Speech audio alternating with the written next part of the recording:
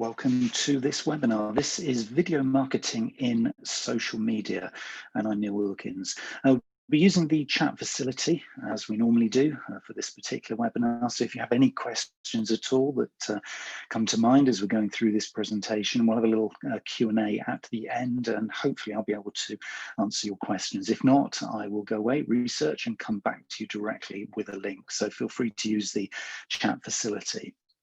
The concept of video marketing in social media and in digital marketing more generally really is quite a hot topic right now. I mean, certainly everybody is exploring the various forms of video and seeing whether they can integrate it within their marketing. I think gone are the days where we have to engage with a very expensive, very resource-heavy production team to come in and do broadcast quality video. We can literally create and edit and broadcast video from the palm of our hands on our smartphones. So we're going to be using a whole variety of different angles here as we go through this short presentation on the value of video marketing within social media, just to really kind of sound out whether or not the time is right for you now to be able to use video in your digital activities going forward. I mean, I think it's obviously we take for granted that we're living in a very much an integrated and connected digital world. I mean, it's something that has evolved over the last 20 years or so, where we were moving away from just being really sort of consumption driven, where a brand or brands were communicating with us in a one-way direction. It is now very much ubiquitous. In other words, it's literally in the palm of our hands. It's on the desktop in front of us. It's in our kitchen. It's in our lounge, in our living room. It's everywhere. So wherever we happen to be, content and content is there available to us. And certainly video has been one of those things that has been increasingly present in the whole content mix that we have available to us as marketers. And our expectations as both consumers, but also as marketers, has started to really evolve. It is now very much in the palm of the hand. I mean, we're seeing very much mobile video and mobile content being consumed. Smartphones are becoming cheaper by the day. There is an expectation now that we want the very latest apps, the very latest technologies, because we wish to be both connected and connecting. Certainly visual data has been the predominant data and content of choice in most recent years, and certainly we've seen, obviously, with the evolution of video-based and video-generating platforms, we've seen video coming to the forefront of the choice of content really going forward, not only from a consumer to consumer, peer-to-peer angle, but certainly brands now beginning to take video very, very seriously, and it becomes part of a content strategy. And that's something we're going to look at as we go through this particular presentation, because it's really important to understand if there is a place right here, right now for video in your mix. For me, one of the big things and the big differences over the last couple of years versus the previous world of considering video within content marketing is that video now has become the closest thing to a real world experience that we can get to. There's a lot of talk about augmented reality, virtual reality, wearing headsets, funky little glasses that can sort of give you augmented experience as you go around venues and the like. But to me, the practicality of creating, serving, and consuming high quality, not necessarily expensive, but high quality video is something that's actually available to us right here today. Whereas I think some of those other things, AR and VR, are still on the cusp of being achievable and realistic for most of us. They're not quite there yet. There are sort of cutting edge applications where you can sort of spend a lot of money and a lot of resource trying to make things work, whereas video is right here available to us today. And as we're seeing from a lot of data in the last sort of 24 months, but certainly the last 12 months, the consumption of video is now the preferred medium of choice within most sectors, within most markets, and probably the predominance of your target customers, if you're watching or listening to this, it is now video that they are going to be presuming they're going to be getting from you. So there is a presumption that this is now the time for you, but you still have to justify it. It isn't just about jumping onto the bandwagon and saying, okay, I have to be doing video. You've still got to be able to prove the return on investment of the time and energy and potentially budget that you're going to spend here. So you have to prove the value, and that's what we're going to cover as we go through this session.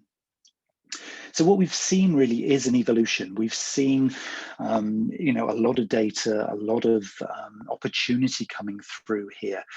If you just do a search on content marketing or content management or content strategy, you will see a lot of infographics, a lot of research, and a lot of evidence, or you might even call it proof, that video is now essential in your marketing mix. And I think for me, if you're in a larger or medium to larger sized organization, now is the kind of time where you need to be gathering data that's going to back up your argument for increasing the use of video. It isn't just about going with a big budget expectation. This is something that you're going to need to justify. So by doing due diligence on your background research first, I think you're going to be in a position that is going to help you to argue and to justify the use of video within your organization. If you're in a small business or maybe a startup organization, then video probably will come as second nature to you, because you're probably feeling like you have to differentiate. You're probably feeling as though you have to kind of cut through the noise of image and text content that has become, ever present in all of the main social networks. And the answer is probably you do. And we're starting to see that as being a single way of actually sort of cutting through the noise. Because if you are looking to launch a new product or service, or launch a new business or brand, often the use of video is going to allow you to get up there and be playing with the big boys literally from day one. So rather than having to create a content strategy based around words and images that gets consumed within the noise and chaos within people's timelines, if you can construct a good, powerful, really sort of, focused video, then you stand a chance of cutting through that noise. So it is really an essential part of the armory, if you like, and through the content strategies of organizations who want to position themselves as a little bit different, if you like, within their market sectors, or if they're looking to introduce a new product or service. Now video is certainly the way to do that. And in lots of ways, it's become the way that your target audience, your target persona, your customer is looking to kind of expect, if you like, and to take sort of video content from you. Back in the day, it was very reliant on text. So, on the screen we're showing here, a text example of maybe a tweet or maybe a short little kind of burst of content, where if I was to say to you, wow, Italy's so beautiful, and actually say that to you in text form, so the content strategy would have been text back in the day, many years ago, it relied on you spending the time reading. It also relied on you, or my expectation, that you would actually understand and be able to translate the same that I was sending in terms of the way that you would interpret it. So I would make the assumption as a marketer that you'd know what Italy was like, and that your assumption, your perception rather, of the word beautiful was the same as mine. Now, of course, that requires a lot of interpretation, a lot of translation. And it's quite presumptive, actually, on behalf of the marketer, that you're speaking the same language as me. So hence we moved towards photos. Imagery became the content of choice, and we still see there is still a predominance of imagery content through all the main social networks, because I don't have to say Italy's so beautiful. Look, there's the image. There's the image that proves it. There's the evidence that we are now speaking the same language, because you can see what I can see. So therefore, we're now connected. We're having the same conversation using a single image. And of course, the old adage that a picture tells 1,000 words has never been more true. But imagery was never really enough. We always wanted to be able to up the game, up the ante of the engagement, if you like. So we moved towards video. And when we then presented video on screen, not maybe as far as the VR AR experience, where we could do fly-throughs of street scenes, of buildings, and actually move around and actually give the control to the consumer to move around on their terms and to be in the experience where they control it. There was this nice middle ground between VR and AR and photos, which we have as video, which was more immersive. And if we start to think about an immersive experience, people will spend a lot more time looking at a video on screen than they will considering an image. So it gives us more time and more chance to buy that attention. So video has this huge opportunity now to have more what we call dwell time. It's a lot more of a sticky, and you'll often see this in the marketing text, this term kind of sticky content, sticky marketing, where it basically means it's people are sticking around. And the ability then to be able to translate that into the next click of the mouse or the next swipe of the finger allows you then to have more engagement opportunity. There is more potential on the use of video than there would be from the previous two versions, if you like, of content. But with that, there is always, and there always is with these kinds of things, a flip side. The flip side of having video in your mix, even though we might think, okay, it's great because we can get people's attention for longer, which gives us the opportunity to be able to tell more of a story, get them to click through. Because there is so much opportunity with video to go off at a tangent, maybe go off brand, to maybe do sort of things that have got like big screen flashes, maybe we're using sort of little big pieces of video content that actually don't necessarily sit with the brand style and tone of voice that we have. There's a big danger that our brand becomes inconsistent. So there's always a flip side. So whilst we have opportunity, we also have threat. So what we're going to look at here are some very, very simple little techniques and very simple little filters, if you like, and there are 5 of them that will allow us to decide whether or not a certain type of video content is going to be appropriate for us. And then what we're going to do is we're going to look at a particular platform, one that I would certainly recommend as being a good one to start off this journey, which will help you to create really quickly and efficiently some really strong, powerful, consistent video content that you can go away and test. And that's going to be another little point that I want to cover as we go through this. So for me, I've got a 5-step video plan. And this is a filter, if you like, as much as anything. So it's not a fully featured big kind of strategic marketing plan or anything like that. It's a 5-step process that I use to make a decision as to whether or not I'm going to be using video content for a particular activity, for a particular campaign, for a particular project. And it takes the form of 5 individual steps or little decision points to allow me to use video or not at a particular point in that journey. So the first step of my 5-step video plan is to make a decision within my target customer's journey as to where this campaign or project sits, as to whether video is appropriate as a content tool. So what I mean by that is using the social media rule of thirds. Okay, so I need to make a decision here at this point as to whether video is going to be right or wrong for me. So whether I'm going to use it or not, based around the social media rule of thirds. In other words, is my video going to be personal? So is it going to help me to tell a story that helps the target customer to understand more about my brand or my business and the people within it? Or is it going to help me to signpost to something that's going to help my positioning as a thought leader on a particular topic? Or is it going to help me with the final third, which is to promote?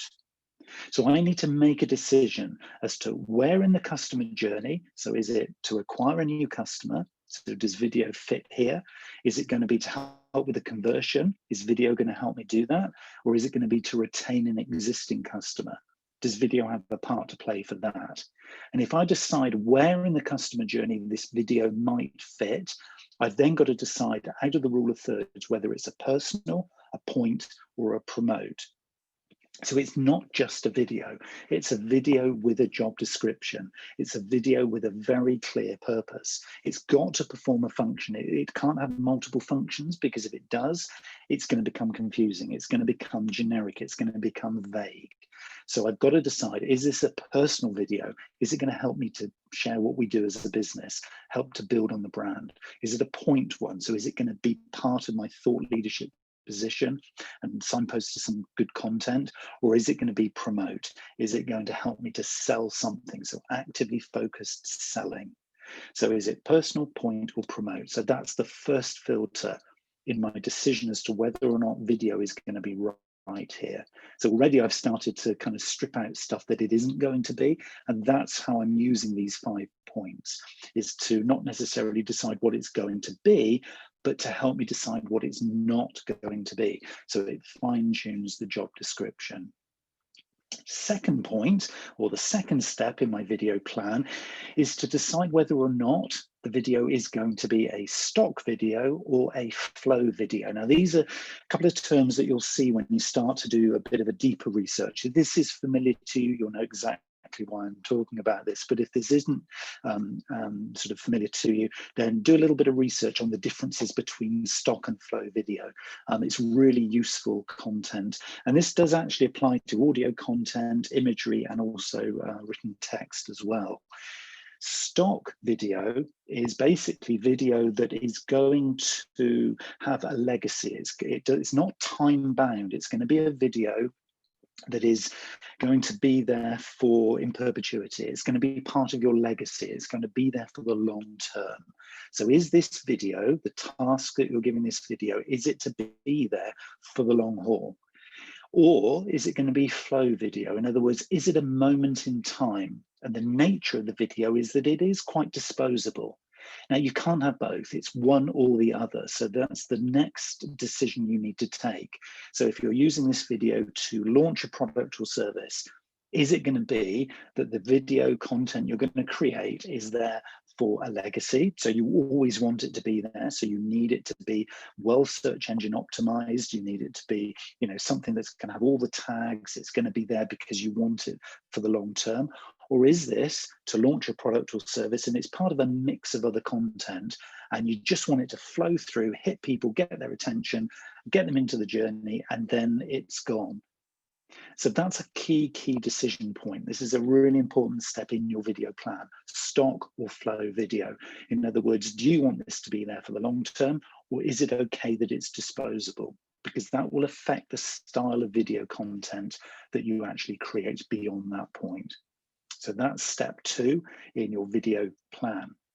Step 3, and here's another couple of phrases for you that, again, worth spending time going away and reading up if you're not familiar with these, is this a short form video or a long form video? Now, this does what it says on the tin decision point. In other words, is this going to be a short form video? So you are talking a matter of seconds.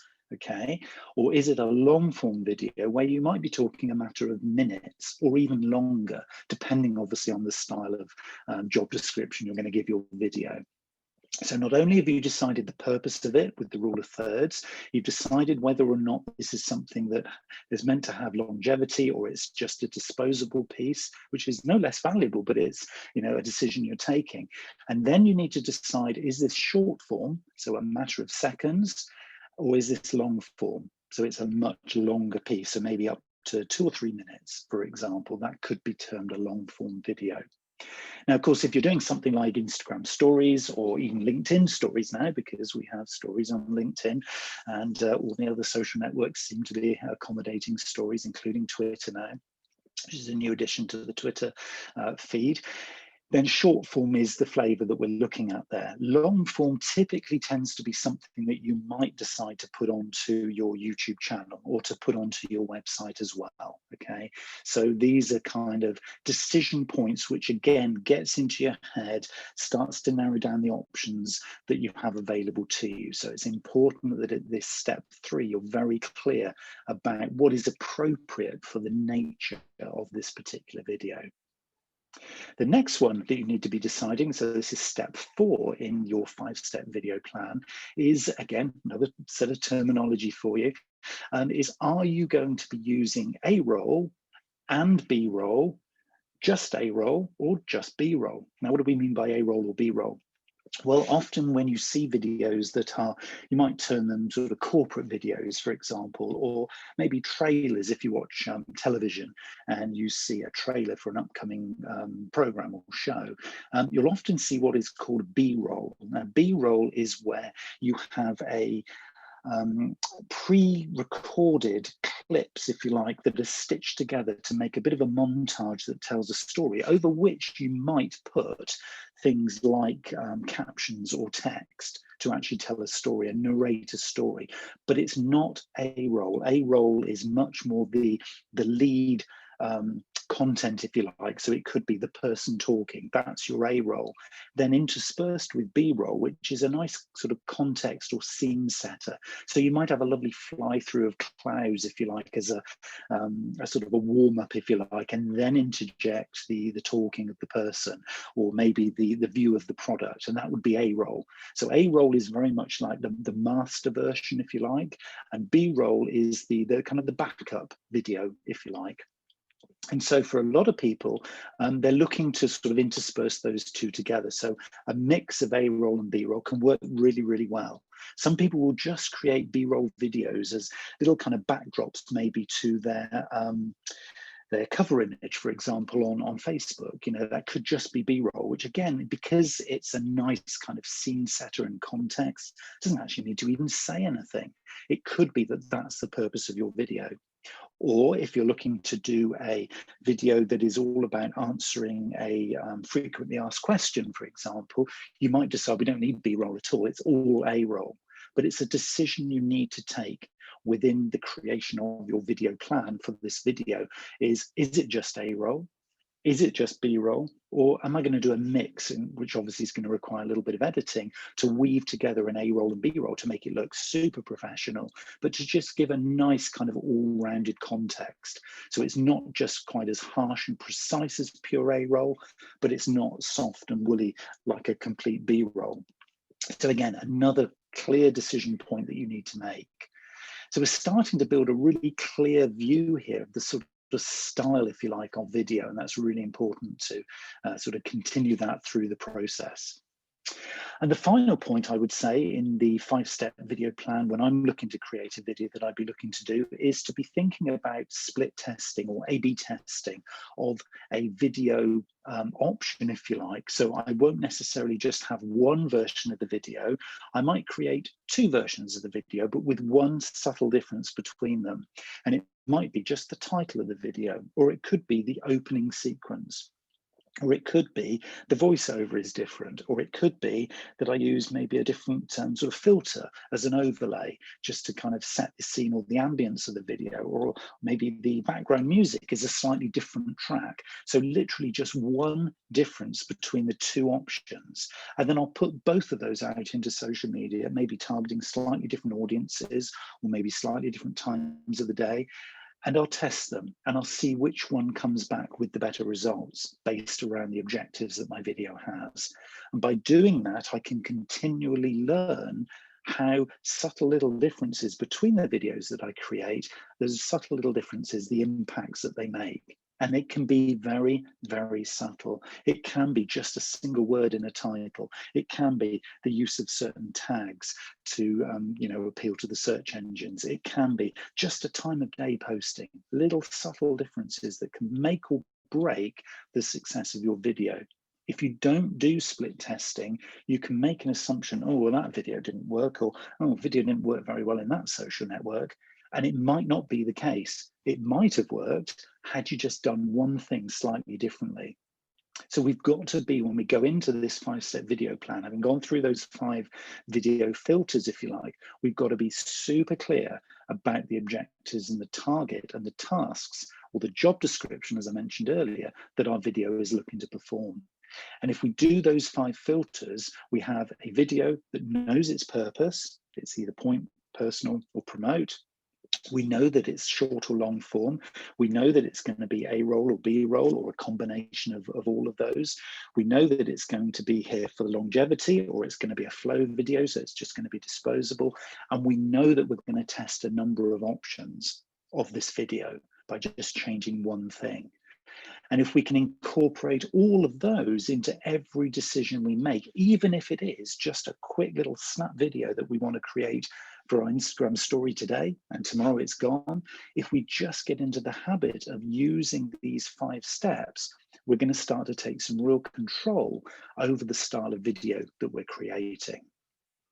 Now, of course, by just taking those 5 steps, what we've done is we've increased the amount of time that we're going to be spending on the consideration or the planning or the strategy around our choices of video. So you might be thinking, sat there now thinking, well, hold on, all I wanted to do is just a quick little video clip from the social media because, you know, I just needed to put something up there.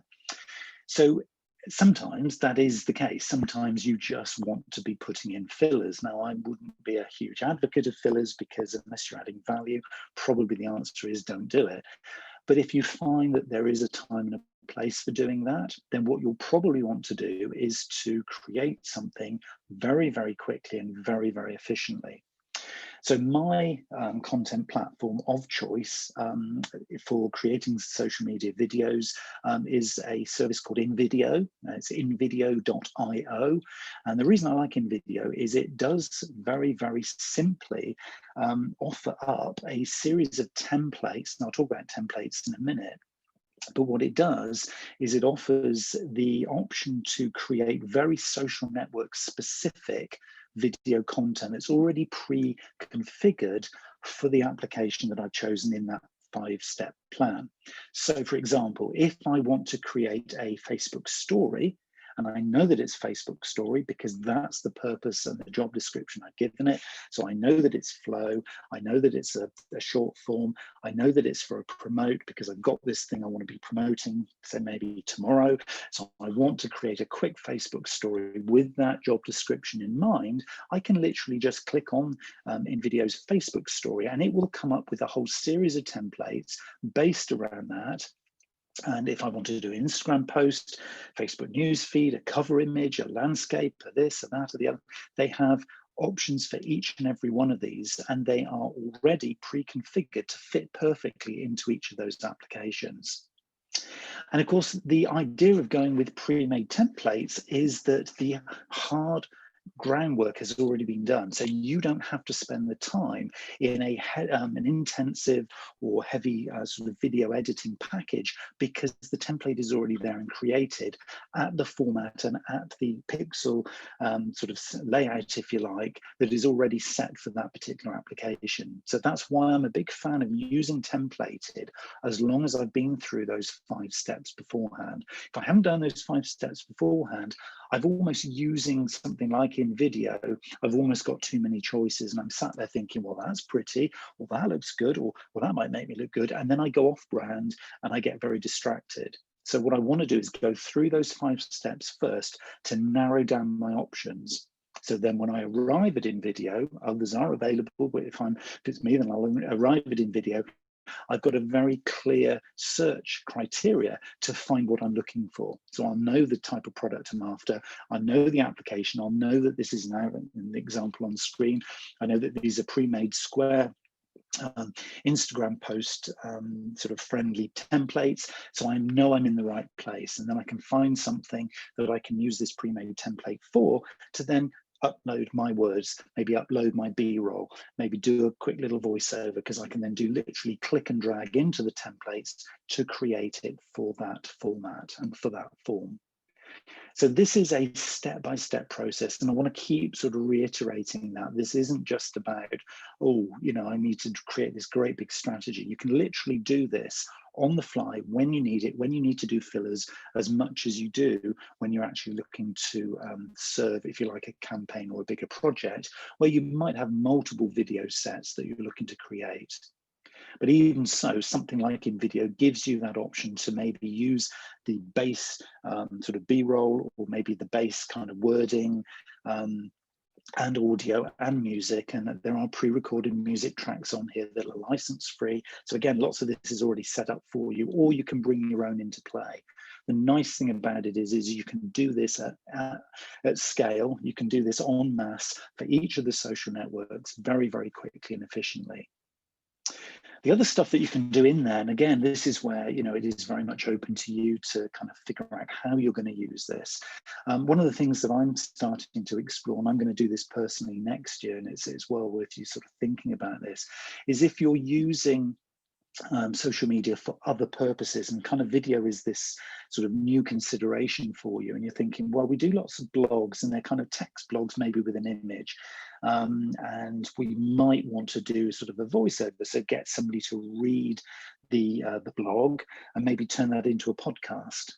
Of course, that would be a very logical thing to do, because you can literally just narrate your written blog and then you've got a podcast. And so that would be a nice, easy, sort of simple fix. You can take the same kind of logic and actually turn your written blogs or your podcasts into videos. Again, something like InVideo will give you a range of different templates that allow you to do that.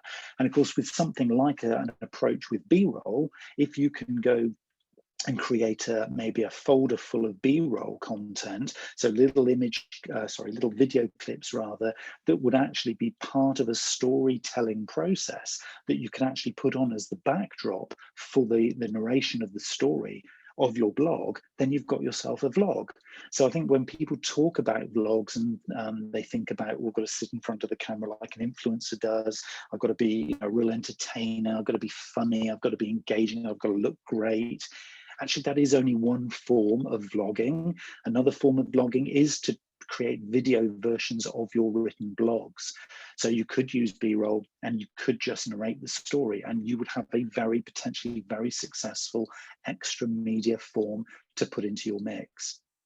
And so this story goes on and on and on. There are so many different forms that you can do. So once you've done your 5-step filter, once you've gone into something like InVideo, once you've started to explore what other kind of content can I repurpose and reuse, then you realize actually there is a huge amount of potential in this whole video thing. But where should you start? Well, for me, one of the best starting points here to just kind of get into the habit of thinking about video as part of the mix.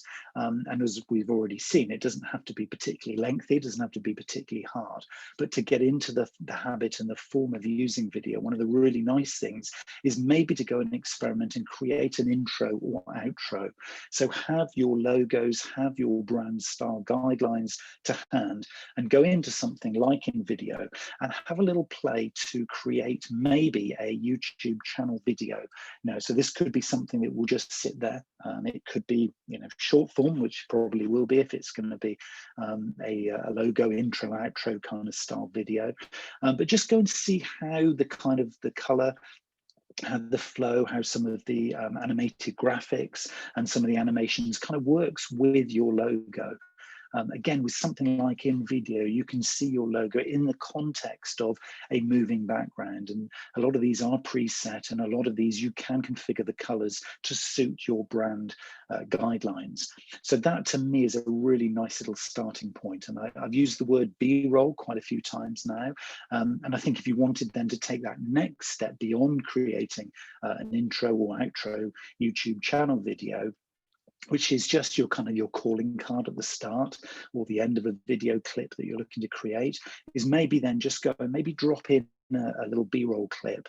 And you can find those on a whole range of different sort of free services like Pixabay, where you can actually go and get some free clips. Again, just to practice, license-free, royalty-free little video clips that you can use to test out this process. And for me, that would be a really great starting place to just familiarize yourself with the technologies, familiarize yourself with how just easy it is to create social media videos that are going to be appropriate for the kind of stories that you're looking to tell. That would be my sort of recommended starting point. So what are your next steps? What are the things that you can do from this point to actually make video content within your social media a reality? Well, I'd say take 3 kind of stages here. First stage is to think about the target customer as with all good marketing content, it's like, who am I trying to talk to? What would be appropriate for them? Can I think about where I would want to put video in their journey? Think about it from their perspective, not just what you can do, because as we've already seen, there's a million and one things you can do, but what your task is to figure out, well, what should I be doing? What is appropriate for my customer? So what point in the journey will I start to use video? At the outset, maybe eventually and ultimately you'll be using video right throughout their journey, but for now, where would be appropriate? Think also about the rule of thirds. This is all about, am I going to use this video to promote? Am I going to use it to point and actually signpost to some interesting thought leadership stuff? Or am I going to use it for personal, so to help my target customer to really get to know who we are? And this isn't to talk all about you. This is all about starting the conversation. This is all about getting an immersive experience using video so that they start to realize it's not just the attention that you've grabbed, but there's actually a good purpose and a good reason for sticking with you on to the next point in their journey. And then the final thing I'd suggest you do is to think about that 5-step plan. So use those 5 stepping stones to filter down and filter out the things that you could do, and then really focus in on the things that you really should be doing for this one individual starting point video that you're going to test out. And I think if you take those 3 little guidelines, you should then really be able to kind of, cut out all the noise, create a really impactful, quick little video that you know is going to, really hit the mark. You know the job description it's got, and then you can be using that testing I was talking about to maybe just test a little fine detail that you're going to use as a variant between 2 options, and then you can continuously improve the kind of videos that you produce. So those would be my starting points in your journey of creating effective videos within social media. So that was really what I wanted to kind of share with you. And for me, it's those 5 steps that are really important. Interested to know kind of both what you're thinking as a result of thinking about some of the terminology, some of those little filters I've put in there, but also really answering any questions that you might have. I've had one sort of initial question that's just come through on a direct message to me using the chat facility, which is where I would suggest you put any questions that you have. And by the way, if you're watching this on catch up, and obviously significant number of you will be watching this on catch up, if you put any questions in the message thread below, I'll endeavour to answer those as well, whatever point you post those. But if you're still here and you're on the live session right here, right now, feel free to use the chat facility. The one question that I've got so far is, how long should a short form video be? Well, that's a really interesting one. I mean, I've seen some really short form videos that literally last 10 to 15 seconds, and they are in sort of media where you've got up to a minute to grab people's attention. 10 to 15 seconds is very short. I'd say if you have a very powerful, very call to action driven message, in other words, it's very clear what you're asking people to do, and maybe at that point within the video clips you're doing a very short, very hard hitting montage. Maybe it's a very quick little time lapse that's got a call to action at the end of it. Maybe 10 to 15 seconds might hit the mark. I would say a lot of the evidence right now is that 30 to 45 seconds seems to be quite a popular length of time. I don't think there's any kind of perfect answer to this. A lot of people have got a lot of opinions, and there's a lot of research being done on this. And I think for a lot of people, they need to just go away and test. So I think that could be something really worth sort of thinking about. I mean, for me, probably start by testing maybe a 10 to 15 second, maybe a 30 to 45 second clip. And also don't forget long form. Long form is a really effective thing if you've got the right message and if you feel you can keep people's attention for a long period of time.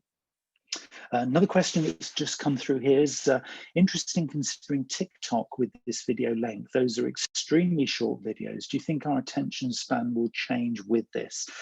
So yeah, it's a question from Maddie. I think Maddie, Absolutely. I think one of the things that is very, very clear is that attention spans have, well, certainly over the last 4 to 5 years, I'd say have come down considerably. I don't think, and this goes right across the board, I don't think this really is affected by different demographics or different age groups. I think all people consuming content are becoming more and more impatient. I think if you're adding huge amounts of value, even through TikTok, I think people will dwell on TikTok. I mean, I've seen focus groups and I've watched, people of a number of different ages kind of interact with TikTok. And I think the longer TikTok videos, I think, are still being consumed. I don't think necessarily TikTok always equates to it has to be super short form, but I think the attention span is really, really short. I think it will become increasingly short. If you've got a key message that you want to get across, I think the general principle is make sure people know why they should stick around for those few seconds in the first few seconds. I think gone are the days where the call to action is right at the end of the clip. I think where you can get the call to action in early, I think that's a really, really good idea to do. You often see in the way that sort of pre and post roll advertising sort of appears in YouTube, for example, is that we see on a longer YouTube video, you might see that there are certain points in a longer video where you'll see the ad pop up. So the ad is pre-roll, so it's before the video starts. You might also see, I don't know, 30 to 60 seconds in, there'll be a little video clip. Then maybe another 10, 15 minutes in, you'll see a video clip. So what they're doing is they're kind of giving calls to action within the actual video. So I think if we follow that through, is the logic says that as marketers, we don't want to miss any moment to give our customer or our target persona a chance to click through. So I think always have the call to action available. So maybe right at the start is say, hey, you're watching this video because click here, and then you're going to give some value. And then, oh, by the way, just to remind you, I know it's only 2 or 3 seconds later, but here's the call to action again. And then maybe 10 seconds in, hey, I'm still here, another call to action. So I think as long as you can keep it sensible and you don't kind of sort of hack people off by, oh my God, they're just totally advertising to me. It's those little gaps in between that give you a chance to add value, but keep in mind that call to action. I think it's a really key point that Maddie raises with this whole attention thing. We can't wait to the end of the video to get the person's click through. We've got to be thinking really strategically about where in our little video, particularly if it's a short clip, where we're going to get that commitment from them. So it's constantly adding value, but constantly giving the call to action. So I think, yeah, that's a really key point. There's another one I've just had come through on a direct message, which is, do you still value corporate style videos? Now, I did mention sort of briefly, that's a really good question. Thanks for asking that one. I mean, the corporate style video, I think possibly still has a part to play if you're looking to make it part of a broader getting to know you kind of part of a broader kind of brand piece, brand development piece. Whether or not it really fits within social, I don't think it fits within social in a timeline sense.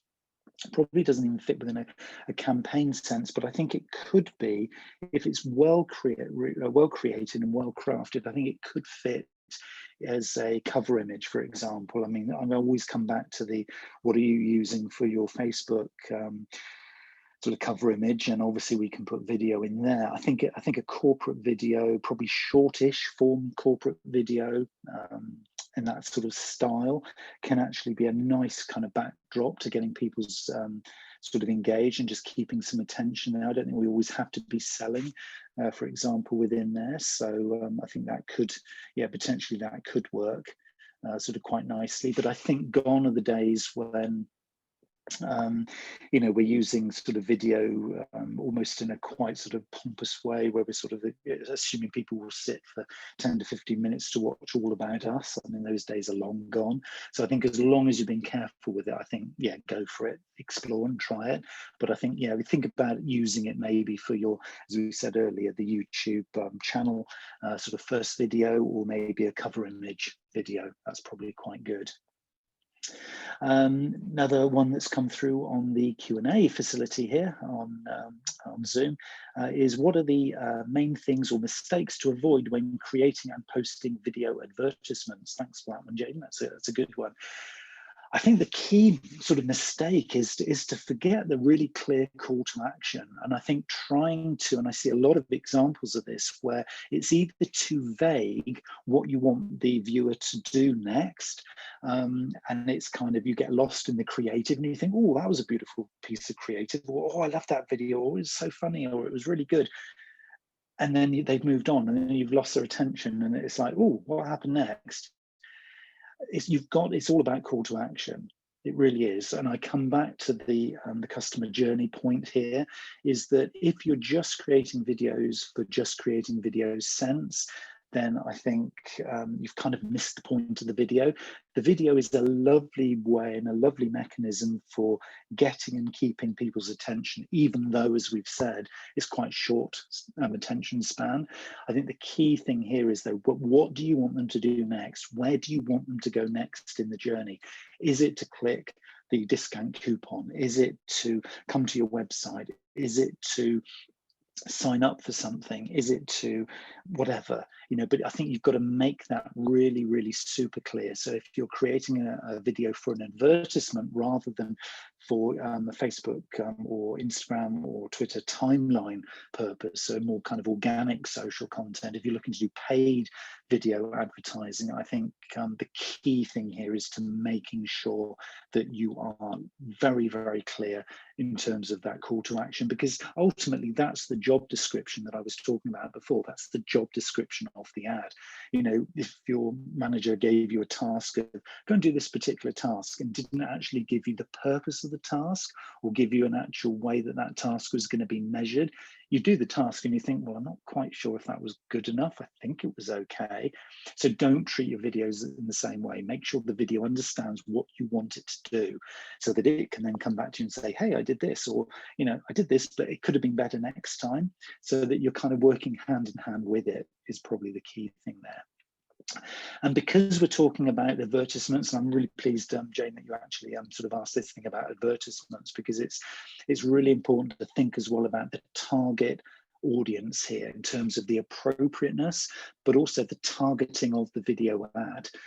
If you're using something like, let's just use Facebook for an example. If you're trying to do, say, a boosted post in Facebook using video, so you've created some video content and you're just looking to do a standalone boosted post, I would argue, sorry, Facebook, if you're listening, but I'd argue you're probably going to get minimal value from that in terms of the ROI. But if what you can do is you can use the Business Manager version of Facebook, that will give you a lot more targeted demographic information so that you really can focus in on your audience and really, really profile them. So you might have, for your video advertisements, you might have 5 or 6 different, subtly different versions for each of the target audiences that you have. And I'd say that's probably the most important thing over and above the call to action that you can do, is think about the audience and maybe then slightly tune certain elements of your video creative, and also the placement of it. And obviously the social network of choice there is going to be an important one, just so that you keep it really, really focused and targeted. So great question. Thanks for that. Multiple sort of elements to that. So it was kind of multiple questions in one. So yeah, well asked. Another one that's come through here is, does or can video work for all industries, or do only certain ones get good views? Now that is a really, really interesting question. I still hear some clients and potential clients say, oh yes, well, we don't really use social media because our target audience isn't really in social media, they're an older generation. I'd say, well, actually then you don't really know your audience very well. And I see this all the time, and I hear this all the time, and I still do, and it amazes me that it's like, often sort of companies who have not really kind of dabbled or tested or played with this often make this kind of glaringly wrong assumption that their target audience actually isn't on social. The world is in social. I think we've seen, certainly since lockdown, we've seen obviously that just the sheer numbers of people and the eyeballs now that are looking in social media, and the massive growth of LinkedIn over this last 12 months is, just one example. I think it's just a case of where are they and how do you find them? So I don't think that there's any industry where you could say social video isn't appropriate. I think everybody, if you can get them right, if you can do those 5 steps, the 5-step plan, if you can figure out, okay, they might not dwell for 5, 10, 15 minutes to watch a video with you, but just getting their attention through a little, oh, that's quite interesting, oh, that's quite good. Even if it's just a little quirky ad for 5, 10 seconds, that might even be just enough. You've got to figure out, and this is where the task comes in, you've got to figure out what is appropriate and where is it appropriate. So I would say that every industry, I'd say that every demographic is now in social. I'd say there isn't an age profile here that can restrict you. And actually what you could argue is that if the rest of your industry, and if you're in a very specific niche sector, and you say, well, none of us in our industry do this, well, I'd say that's great news, because here's a chance for you to actually be the first in.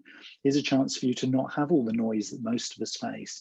So if it's something that's quite new to your industry, I'd say go for it. Go and try and go and play. I think the only limitation is the time that you're going to spend testing out all the different options to finding it and getting it to work. So I think it's a huge opportunity. So do only certain industries get good views? I don't think that's right. I think there is a potential for every industry, every sector to get good views. I think the limiting thing is that we haven't necessarily in all industries spent the time to figure out how. And I think that's the key thing. So yeah, great questions. Yeah, these are really good questions. I enjoyed these. Always nice when I've got a view on things as well. Any final questions to wrap the session up? Thinking those might be the ones that we've got here.